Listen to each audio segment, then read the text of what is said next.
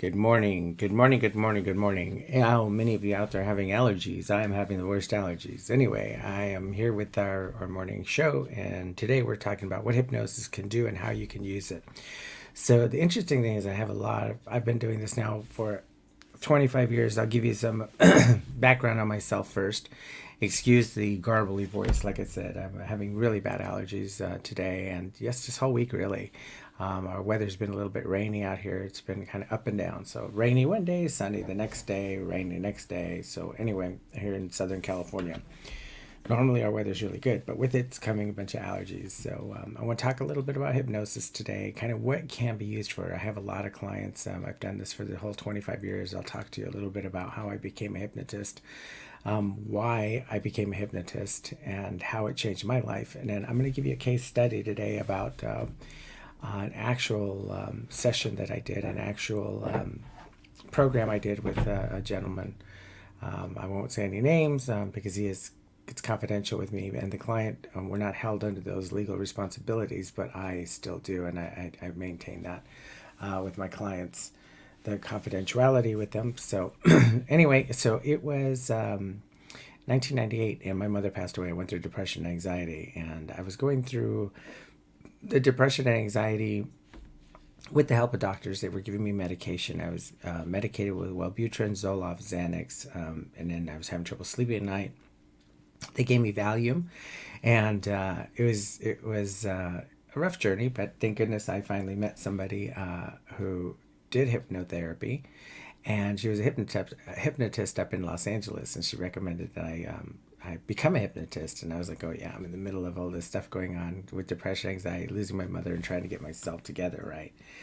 So what ended up happening was I ended up seeing a hypnotist. There used to be a big school out here near Orange County. And I went out there, and about 6 months later, I was actually able to get over the depression and move my life forward.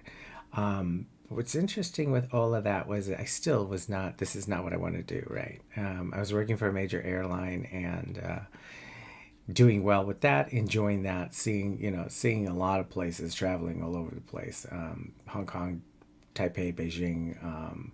I was flying into New York, Honolulu, all the United States, and still dealing with depression, anxiety on my days off, and sometimes at work, coping with it. It was coping anxiety and coping depression, and it got worse to where I was no longer coping.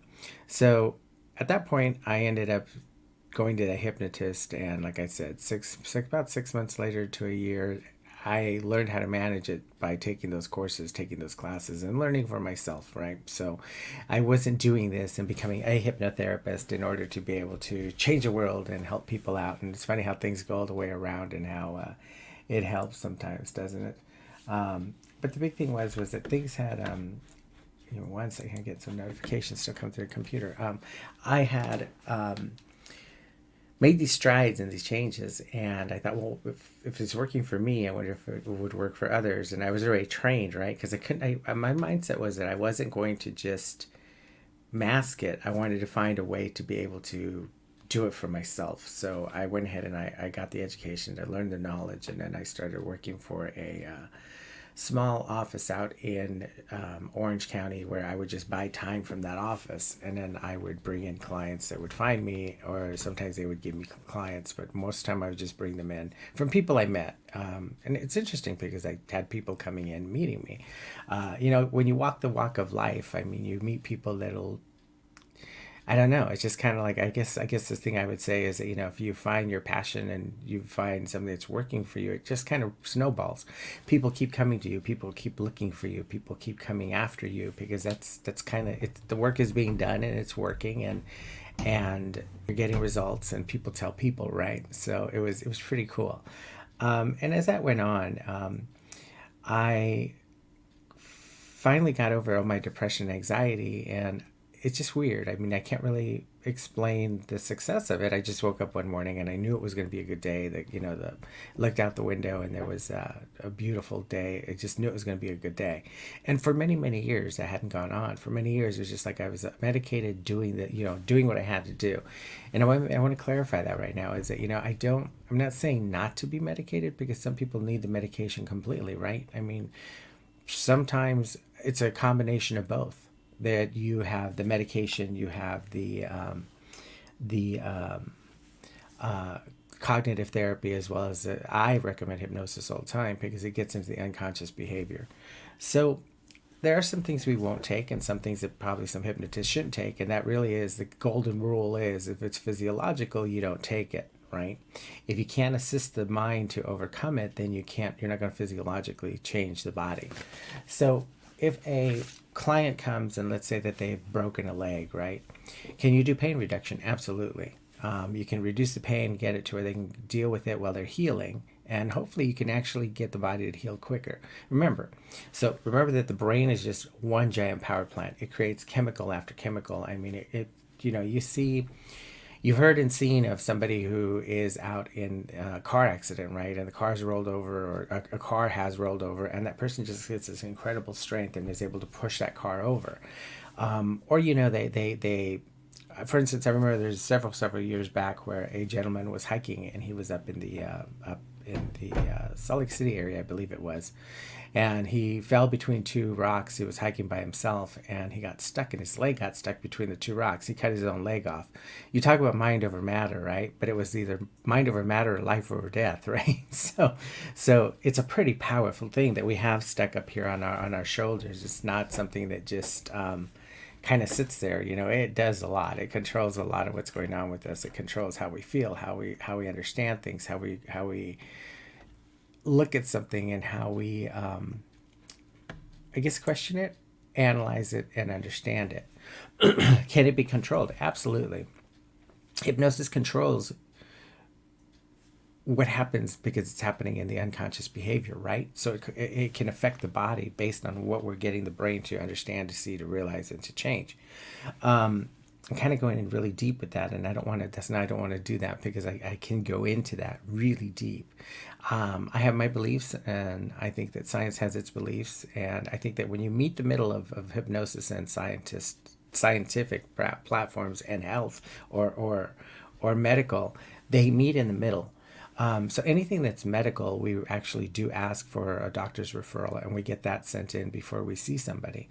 I just had somebody recently reach out to me because their daughter had been put into a rehab center here in Los Angeles, and they wanted me to work with them hand in hand. But the thing is that this young lady had other physical traumas happening to her, outside of herself, right? So there was some medical things that had come up with her, and possibly suicide, but not really attempted it, never.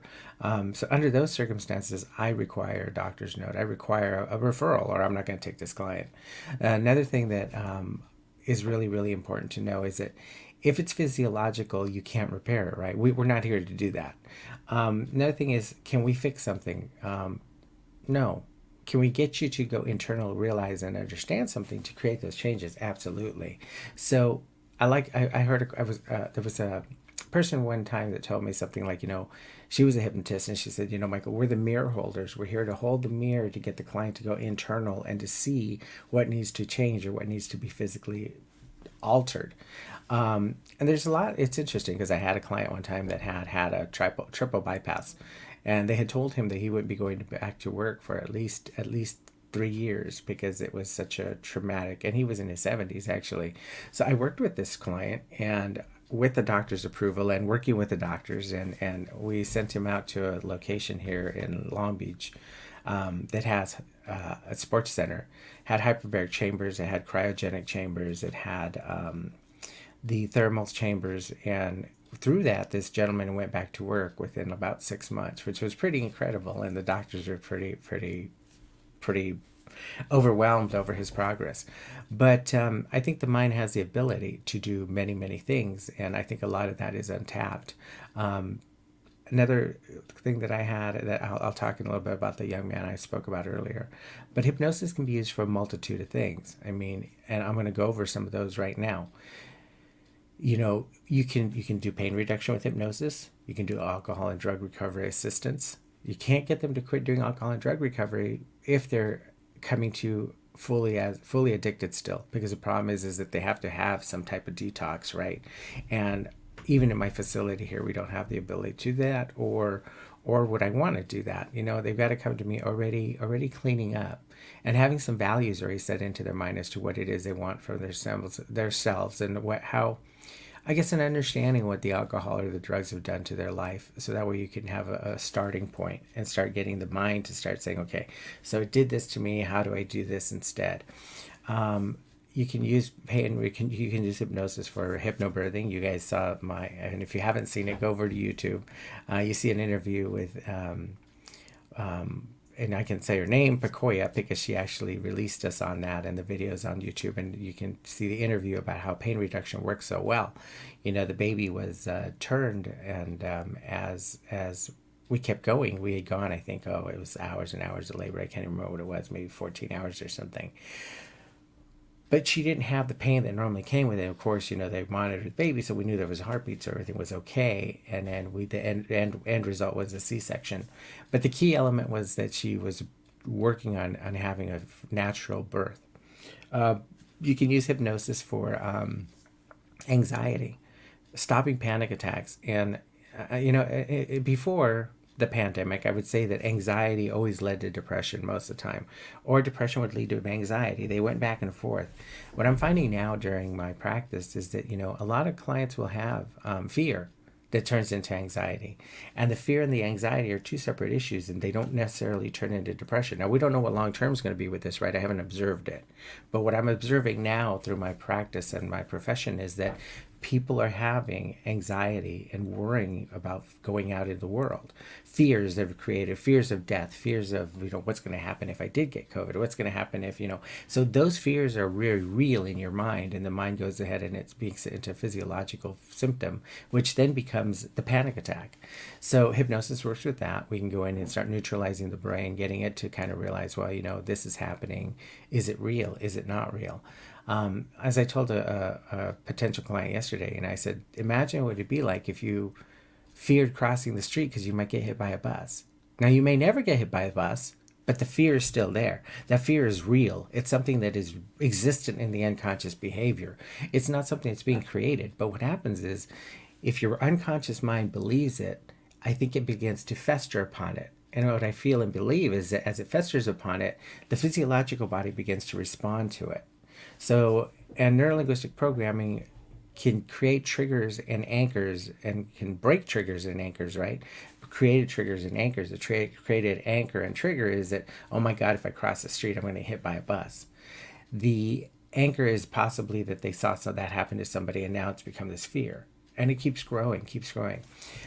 So hypnosis can be used to break down fears and anxiety and as well as depression. Creating the process in the brain to see, feel, and stimulate the way it should be, not the way it is. I do life coaching. Sometimes people are hitting their place in their life. For instance, now a lot of people are starting new businesses.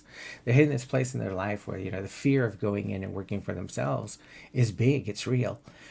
Maybe they have a great product. Maybe they're doing something, phenomenal, but can they really do something phenomenal if in the back of their mind they're always worried about, oh my God, well, I'm going to live under the bridge because, even though I have this coffer of income and coffer of money to live off of, what happens if I can't make this anymore? I can't do this anymore. So you can take away the fear and help people, coach people through that. Marriage and family therapy, I do not do. That is, it's a profession that somebody needs to go into. Do I work with assisting marriage and family? Absolutely. Communication, NLP is everything. The way you communicate is everything in life. Neurolinguistic programming has to create new processes, right? So instead of saying, you make me feel this way every time you do this, you say, when you do something like that, it hurts me inside, and this is how I feel. Then the other person can say, well, when you do this, this is how it makes me feel. You can get the communication going back and forth.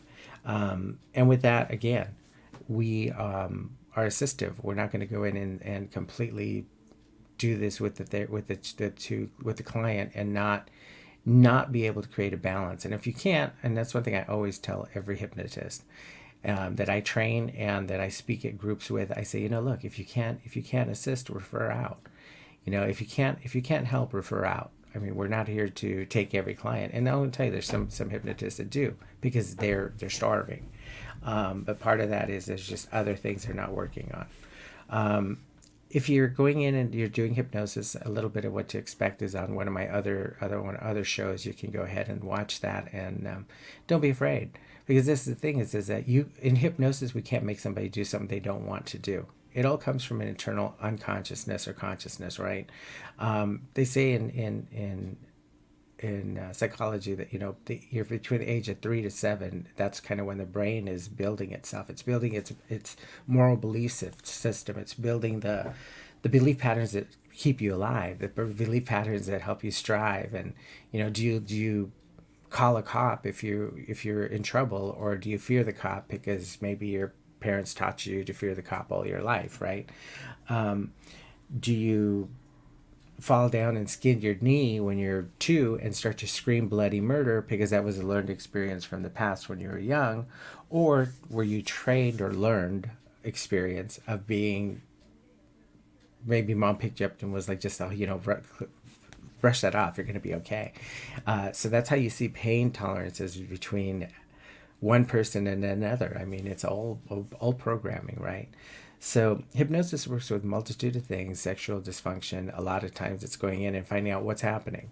Maybe I had a client one time that his wife had passed away. He 5 or 6 years later, he found somebody he fell in love with and started having sexual dysfunction. We went in and neutralized the unconscious behavior of remembering, oh my gosh, I really am, I'm cheating on my wife, right? Because that was the process that came during conversation. So we were able to go back into the unconscious mind and resolve that by creating visualization, creating stimulation of the brain to say, okay, you know what, my wife would want me to move on. My wife would want me to always hold her in my heart, but do something to be happy. So hypnosis has a phenomenal amount of things it can work with. Bedwetting. A lot of times that's just something that comes in the unconscious behavior and it's triggering.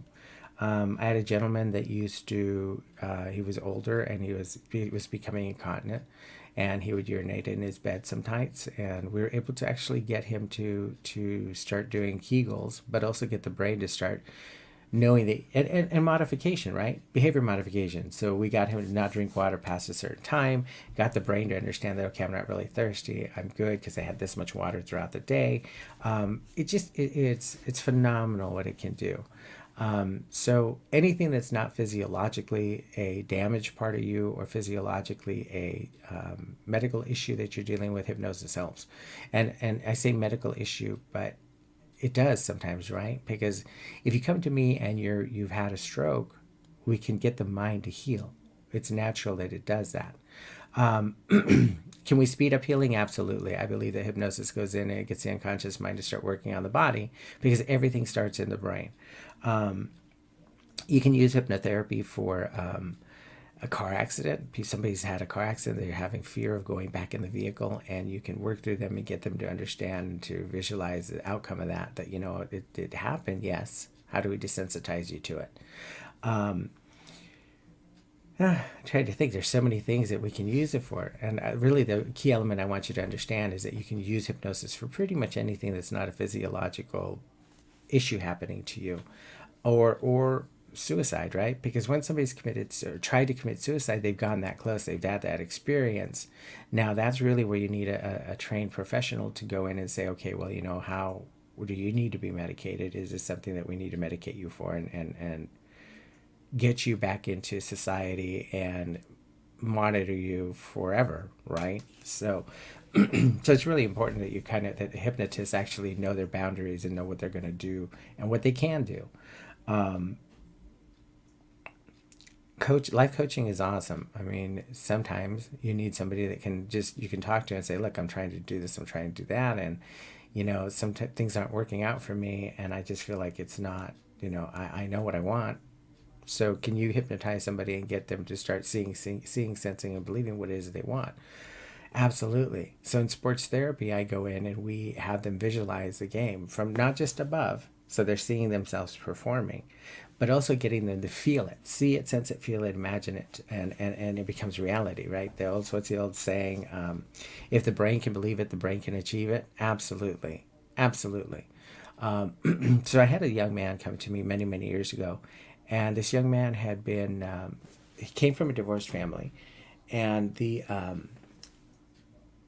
during, I guess there's a process time where you have to let, the child has to go with the father. And during that time, the father became an alcoholic and was abusive to the child. Well, when the child came back home, never wanted to go back there again, but felt obligated and had to. So what was interesting with that was that the child actually went into a complete isolation in his room. Mother was working full time, busy trying to keep everything going, and working two jobs to try to support the family now that the father had left and the divorce was going through. So he just stayed in his room. Eventually she met somebody else. She brought him in. They were in love. They were happy. The other kids were doing great. This one child continued to live in his room and play video games all the time and read. That's one thing this young man did, was he read and read and read.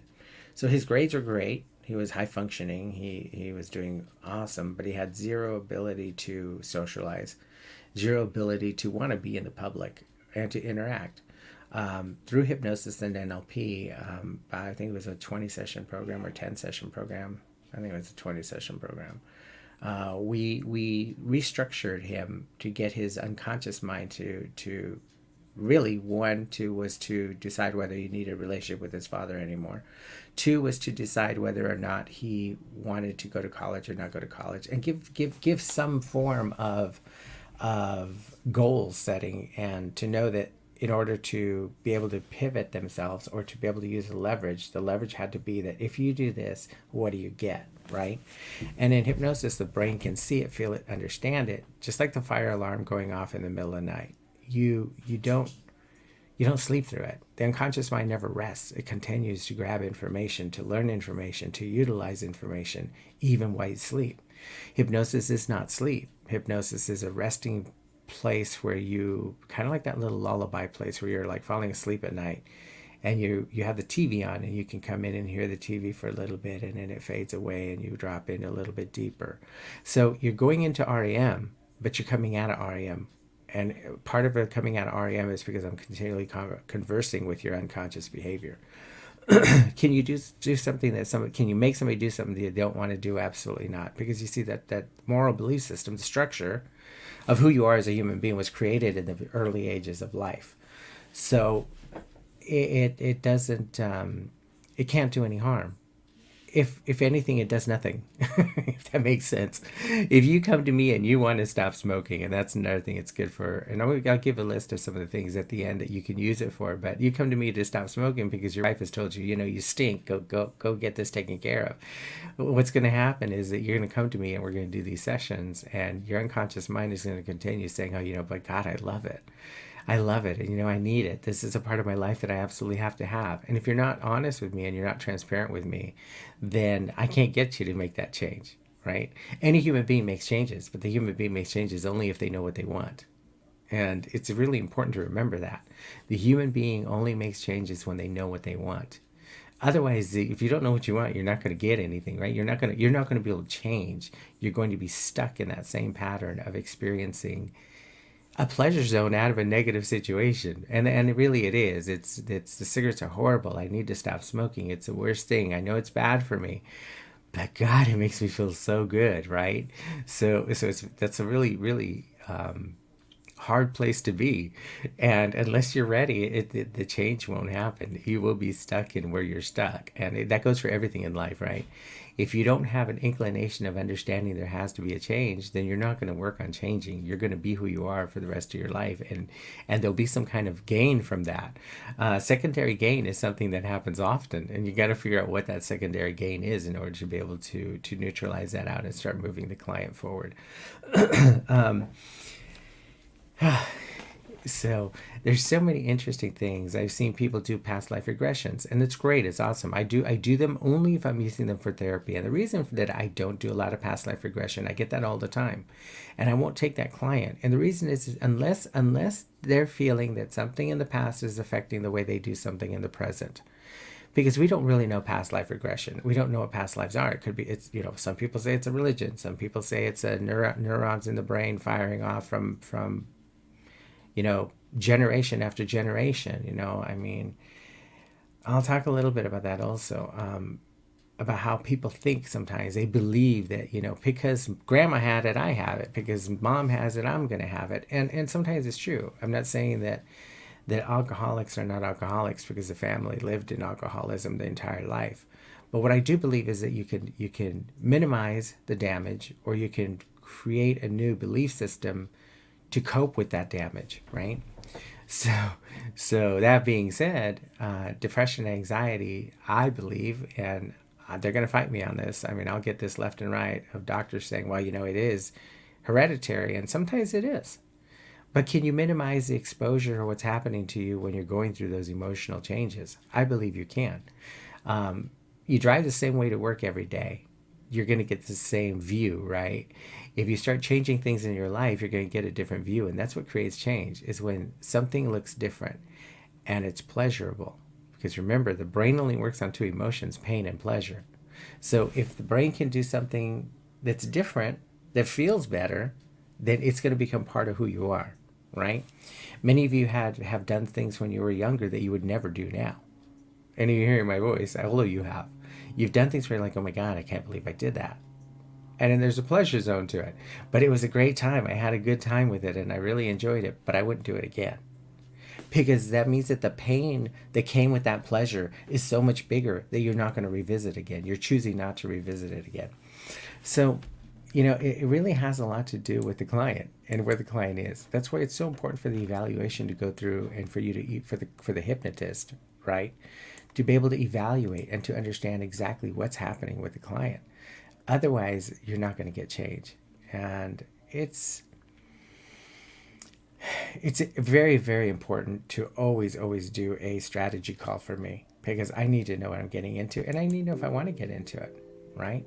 Sometimes there'll be a client that'll call me and I'm just not going to take them. I know I'm not, because either I feel like I can't help them, or I feel like there is just a lot more going on and they need to see a psychotherapist, or they need to see a marriage and family therapist. They need to see a therapist, period. They need to get that out and find out where this core issue is coming from. If you don't know what needs to be changed, I can't help you. If you have an understanding of what you want to change and how you want to change it, I can help you. So I'm going to wrap some of this up, because, this is only 30 minutes and we're archiving this stuff. So I'm trying to stay within the 30 minutes. But so keep this in mind. When you see a hypnotist, first of all, ask questions. Is this hypnotist part-time? What do they do? Where they get their education from? How many years have they been in practice? What kind of things do they work with? Because hypnotists, most hypnotherapists that are good don't work with everything. They won't. And they'll evaluate you before. But if you're suffering from depression, you're suffering from anxiety, you're suffering from fear, you're looking to hypnobirth, you're looking to be life coached on a business or a process or a project, you're having trouble getting organized, you're having trouble evaluating whether you want to buy a new house or not, or, and there's a fear of maybe buying the new house and trying to worry about everything's in place, right? But you're afraid. So fear is a big thing. I believe that fear holds us back from many, many things in our lives. It keeps us from growing. It keeps us from experiencing what we really should experience, getting fulfillment, right? You can use hypnosis for hypnobirthing, stop smoking. Weight loss is a big one. What I have found in weight loss is that people eat through emotion. Oh my God, we're really happy. We got to celebrate. Let's have a big party. Let's eat a lot of food.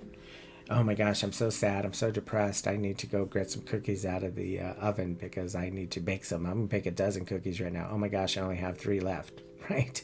So emotions draw a lot and really are in control of who we are and what we do every day. And like I've always said to all you guys and everybody who listens to my stuff is that, look, we're in a trance, always. So you're not going to get stuck in a trance. But some people are in really good trances. Other people are in really shitty trances. So you have to evaluate whether it's a good trance or bad trance. If you're in a shitty trance, it could feel really good all your life. You could stay in that trance for the rest of your life. And a lot of people do. A lot of people at the end of their life live their life and they're like, oh my gosh, I wish I would have done this. I could have done that. Oh, I wish I wasn't so horrible to my grandchildren. I wish I was treating my daughter better so we had a relationship. I mean, we don't... you have to know that there is something not working in order for it to be corrected or to be even dealt with and looked at differently. Hypnosis works with the process of being able to go in through being incontinent, dementia. I've seen it do some awesome things with dementia where it's, we're working with the doctors, you're getting the brain to start re-triggering, remembering, bringing back cognitive thoughts and being able to speak them. And eventually, the disease comes in and takes up other parts of your body. Cancer is a big one. Hypnotherapy, it helps a client heal. It helps a client start, imagine if you, in your mind, you're seeing these cancer cells beginning to minimize and getting smaller. And remember how powerful the brain is, right? It can help. It can help with the medication. It can help with the doctor's expectation. It can help with the fear of what's happening to you. So hypnosis has some awesome things. It helps with a lot of different avenues. Google what hypnosis can be used for, so you have an idea. You can figure out what, whether you can do it, whether it'll make a difference or not. But what I do want to tell you is, don't be afraid to go out there and to ask questions. Don't be afraid to contact a hypnotist and say, I'd like to do a strategy call with you. Some charge. We charge for our strategy calls. One, it shows me that you're interested and that you really want to make change. If the ice cream parlor is giving ice cream away every single day, and this is going to be a horrible analogy for my weight loss people, sorry guys, but if the ice cream parlor down the street is serving ice cream all the time and you're getting it every day, there's no value in that anymore. It'll be great for the first 3 days, right? 4 days maybe, or a week if you're going to do all 31 flavors.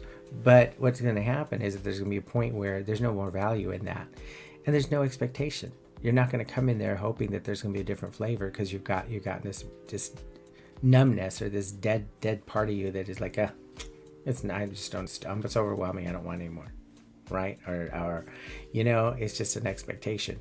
So I advise you to book a strategy call with somebody, and if they charge, that's fine. It's usually minimal. It's like $85 to $150. They sometimes will charge you their session fee. Sometimes that's $250. But if you're working on something pretty big, right, it's an investment in yourself. So always remember that when you're doing hypnotherapy, NLP, any kind of a training program or any kind of a modification program, anything that betters your life. Can you really put a price on that? Can you really put a price on what change costs to you internally, externally, emotionally? It changes your life, right? It has a potential to completely change your life. If anything, you learn how to control your nervous system. You learn how to relax. You've learned how to take those benefits and apply them in your walking everyday conscious life. So anyway, I'm going to wrap this up, and my name is Michael Elmers, Deeper States Mind and Wellness, and thank you guys for watching. I know your time is crucial, and I appreciate you, and I hope to see you very, very soon at a live event. We have some pretty cool stuff coming together for summer, depending on how everything goes, right? I don't think I will be back at brick and mortar ever again, because I'm touching more people's lives throughout the world this way. It's given me the ability to work anywhere and to be with you anywhere, and to build the same connection, the same rapport and everything else. And I'm getting better results, because I find that now my clients not having to leave home to rush to come to me, try to find the office, try to find parking, all that stuff. So we're more than likely going to stay right where we are and not keep bringing in, not go back to the old way of doing work. So thank you guys so much. I appreciate you. I look forward to seeing you. If any of you have any questions, like I said, I'm an open book. Feel free to DM me, and when you DM me, direct message me either on any of the platforms, Facebook, Instagram, YouTube. I'll be happy to answer any questions for you. I do give free consultations to people that are having issues or that can't afford us, right? I do believe that we are here and we're human and we're here to serve each other. And I've always had the philosophy. So if you're having financial issues, or you're having something that, you just want to talk about that's really deep and embedded in your life, and you feel like, you can't find a way out, and it's detrimental to you, and it's causing you problem after problem, then please feel free to reach out to me. You can DM me on any of the platforms. You can DM me here on Facebook, a direct message on Facebook. You can give me a direct message on Instagram. You can give me a direct message on TikTok. You can give me a direct message over on good old email, right? We do have a free MP3. If you go to deeperstate.com, you can sign up if you just want to try hypnosis and see how it feels and get a good night's sleep, because that's what that's created for, to just help you relax and go to sleep. It's also programming you to my voice. So when you're in trance state working with me, you're not going to be like, oh my gosh, who's this man telling me what to do? You know, why is this guy telling me that to visualize myself succeeding when he has no idea who I am? So really, it's important for you to build a rapport with your therapist. And for us, the way to build that rapport is to give away this free MP3 and for people to start utilizing it, and it'll help you sleep at night. It calms the nervous system. It gets the brain to focus on something else other than all the shit you've had throughout the entire day, right? Some of us have very, very busy schedules, and the key is to be able to shut that down is incredible. If you can shut that down, you get good night's sleep, you wake up in the morning refreshed, you get a hell of a lot more done than if you spent 4 or 5 hours not being able to sleep, tossing and turning, emotionally distraught over what's not happening or what's happening, okay? That MP3 will distract you and get you to focus on the process of hypnosis. And eventually you just fall into REM and you go into a deep, deep sleep. So anyway, my name is Michael Almaraz. Go to our website. You can download that for free. It's there. Just go deeperstate.com. A pop-up will come up and you'll get the MP3 for free by giving us your email. We don't send out a lot of emails. Right now we're working on transferring our email platform from one platform into another. So people haven't been getting anything from us, and I've been having clients reach out to me and say, hey, where are you? We haven't heard from you. I love your newsletter. What's going on with you guys? So I'm going to go ahead and probably go back to the old platform until they get the new platform worked out. So you'll get put into the old platform, and we'll start nurturing that list again and giving you guys content. All right, thank you guys so much. Michael Elmer's here. Have yourself a great weekend and go out and do something special for somebody else and enjoy the endorphins that come from that. Thank you guys. Take care, and I hope to see you guys very, very soon. Like I said, in a live event. Summer's coming. We got some awesome things in the works. Granted, depending on how everything goes, right? I mean, I've always been very secure and safe in what I do with my practice and not putting my clients or anybody else in a situation that we end up having to backtrack on. All right. Thank you, everybody. Have a great day. Go out there. Make it a great weekend. Do something fun. I mean, here in Los Angeles, I mean, it's going to be a beautiful day. If you're in the snow, go snowboarding. Go do something. Enjoy yourselves. Thank you. Bye-bye.